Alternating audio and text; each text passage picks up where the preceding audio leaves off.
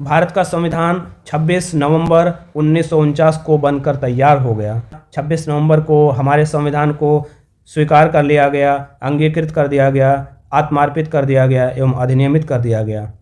लेकिन आखिर क्यों करना पड़ा 2 महीने का इंतज़ार, क्यों लागू किया गया 26 जनवरी को हमारा संविधान? क्या महत्व है 26 जनवरी का? क्यों मनाया जाता है 26 जनवरी को गणतंत्र दिवस? तो इसके पीछे एक ऐतिहासिक महत्वपूर्ण घटना है। तो हम करते हैं इस घटना का पर्दाफाश कि आखिर क्यों संविधान लागू करने के लिए करना पड़ा 2 महीने का इंतज़ार। इसके पीछे जो सबसे महत्वपूर्ण जो वजह है वह है 26 जनवरी का ऐतिहासिक महत्व। क्या ऐतिहासिक महत्व है 26 जनवरी का? तो 1929 में कांग्रेस का लाहौर अधिवेशन आयोजित किया गया और इस अधिवेशन में भारतीय राष्ट्रीय कांग्रेस ने पहली बार पूर्ण स्वतंत्रता या पूर्ण स्वराज को कांग्रेस का लक्ष्य घोषित किया। कांग्रेस ने अपना घोषणा पत्र जारी किया जिसमें बोला कि हमारा जो उद्देश्य है वह पूर्ण स्वराज है। इसके पहले डोमिनेंट स्टेटस की मांग बहुत तेजी से उभर रही थी। हमारे देश के स्वतंत्रता सेनानी, हमारे देश के कार्यकर्ता सभी डोमिनेंट स्टेटस की बात कर रहे थे, लेकिन कांग्रेस ने पूर्ण स्वराज को संविधान का लक्ष्य घोषित किया। पूर्ण स्वराज का मतलब यहाँ पे पूर्ण स्वतंत्रता से है। कांग्रेस ने कहा कि हमारा लक्ष्य डोमिनेंट स्टेटस हासिल करना नहीं है, हम भारत को पूर्ण स्वतंत्रता दिलाने का काम करेंगे, यानी कि भारत ब्रिटेन का डोमिनियन रहकर नहीं रहेगा। क्योंकि डोमिनियन जो स्टेटस होता है वह किसी दूसरे की संप्रभुता को मान्यता देता है। यदि भारत डोमिनियन स्टेटस बनता तो ब्रिटेन आज भी भारत पे कंट्रोल बनाए रखता। तो इस अधिवेशन में पूर्ण स्वराज को कांग्रेस का लक्ष्य घोषित किया गया और इस अधिवेशन में यह भी कहा गया कि देखो, नागरिक अवज्ञा आंदोलन आप छेड़ सकते हो। गांधी जी को कहा गया कि आप सभी ने अवज्ञा आंदोलन छेड़ सकते हो, कानून का अहिंसक उल्लंघन कर सकते हो, और गांधी जी ने इसी के आधार पर बाद में नमक कानून का उल्लंघन किया और सविनय अवज्ञा आंदोलन की शुरुआत 1930 में की गई, जो भारतीय राष्ट्रीय आंदोलन का एक महत्वपूर्ण क्षण है।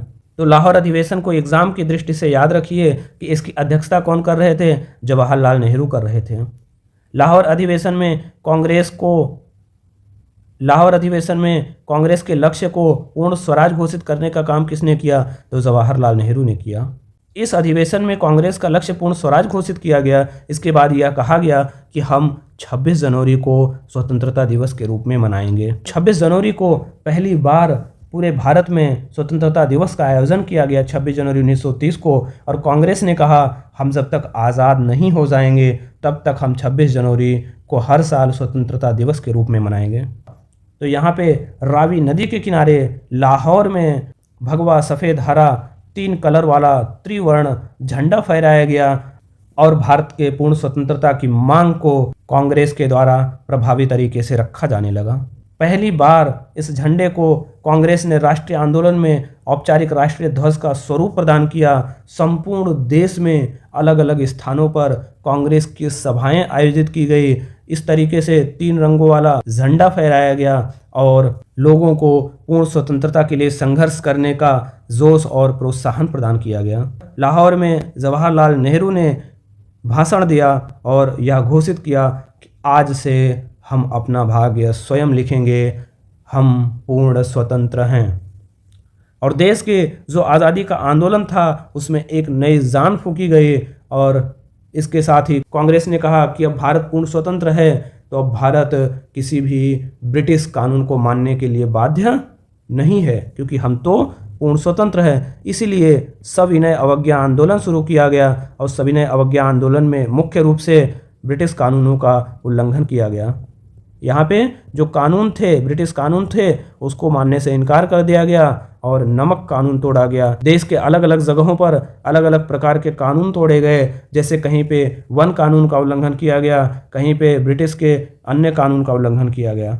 जो टैक्स यानी कर भरे जाते थे उन कानूनों का भी उल्लंघन किया गया। कांग्रेस 1930 से लेकर 1947 तक, जब तक कि देश पूरी तरीके से स्वतंत्र नहीं घोषित हो गया, 26 जनवरी को पूर्ण स्वतंत्रता दिवस के रूप में, भारतीय स्वतंत्रता दिवस के रूप में मनाती थी। इसी कारण यह दिन ऐतिहासिक महत्व का था। संविधान सभा के सदस्यों ने इस बात पर सहमति जताई कि चूंकि 26 जनवरी का ऐतिहासिक महत्व है, इसलिए हम 26 नवंबर को संविधान लागू करने के बजाय 26 जनवरी 1950 को संविधान प्रवर्तित लागू करेंगे। तो इसीलिए जो संविधान के अंगीकरण की तिथि है और संविधान के प्रवर्तन की तिथि है, इसमें इसीलिए डिफरेंस पाया जाता है। तो 26 जनवरी 1950 को संविधान पूरी तरीके से लागू किया गया और इसी दिन भारत एक गणतंत्र बना। इसीलिए अगर कभी ये एग्ज़ाम में सवाल पूछे कि भारत को गणतंत्र के रूप में किस दिन स्थापित किया गया, तो वह 26 जनवरी होगा। इसीलिए हम गणतंत्र दिवस यानी रिपब्लिक डे 26 जनवरी को मनाते हैं। इस दिन संविधान आधिकारिक रूप से लागू हुआ और भारत सार्वभौमिक लोकतांत्रिक गणराज्य बना। डॉक्टर राजेंद्र प्रसाद को पहले राष्ट्रपति के रूप में निर्वाचित किया गया। गवर्नर जनरल का पद समाप्त हो गया और भारत अब संप्रभु राष्ट्र बन गया। 1935 का जो अधिनियम था या ब्रिटिश कानून थे, वे अब समाप्त घोषित हो गए। तो दोस्तों, हमने ये समझा कि आखिर क्यों संविधान लागू करने के लिए करना पड़ा महीनों का इंतज़ार। लेकिन यहाँ पे एक और बात है। यहाँ पे ये है कि जब 26 नवंबर 1949 को संविधान बनकर और इसको अंगीकृत किया गया, तो यहाँ पे कुछ प्रावधानों को 26 नवंबर 1949 को ही लागू घोषित किया गया। तो हमारा संविधान यद्यपि कि 26 जनवरी 1950 को प्रवर्तित हुआ, लेकिन इस संविधान के कुछ प्रावधान 26 नवंबर 1949 को ही लागू कर दिए गए।